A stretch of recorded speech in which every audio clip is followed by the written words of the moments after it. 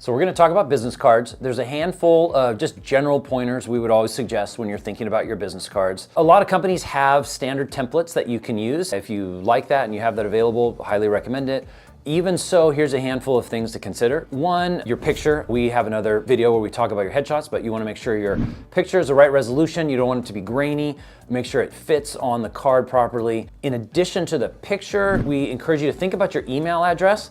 So a lot of times people will use a Gmail or other address like that, which you can do if you're not using a company address. We recommend, though, a couple things. If you're up for it, we would encourage you to just register your own domain name. So if your name is Joe Smith, you register joesmith.com.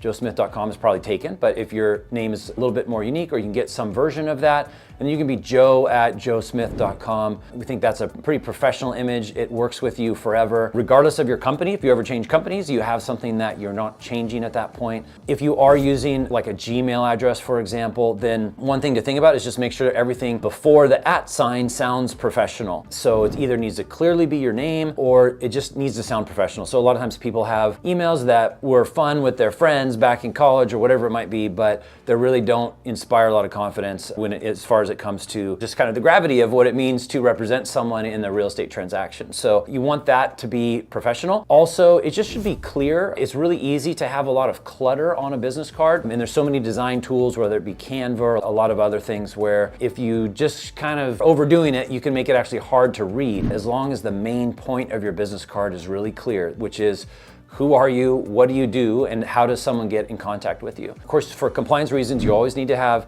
your name, your company name, your license number, and typically your title as well. And so a lot of people will use Realtor as their title if they're a member of the National Association of Realtors. Realtor Association has a number of fairly specific guidelines when it comes to how you use their trademark, and typically that is all caps. So you can use Realtor in all caps if you're using that as your title. Otherwise, you can use it in certain other circumstances, and then you need to use the R with the circle around it for the trademark. A whole nother topic when it comes to business cards is virtual business cards.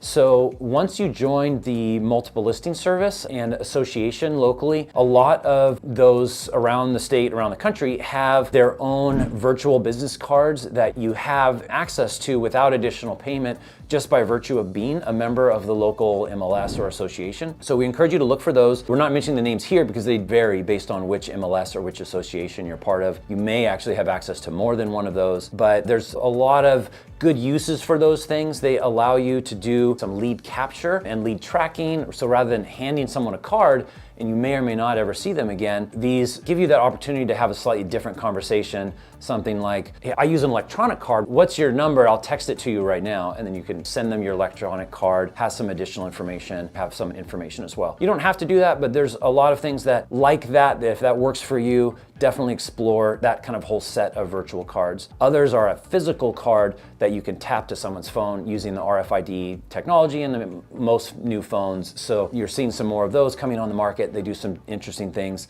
If that's something that appeals to you, definitely would encourage you to look at it. You may get more use out of that even than a traditional paper card. With that, hopefully that gives you some things to think about as you start and get your business cards ordered. Mostly, you just want to get it done. Get it off your list. If you're a new agent, you just want to be able to move forward with other things and get to that point where you're contacting people directly, but don't let this be just kind of a bottleneck for you. So hopefully you can get it done, and good luck with it. Thanks for watching. I hope this was helpful. If you learned something or if this helped you solve a problem, follow me for more.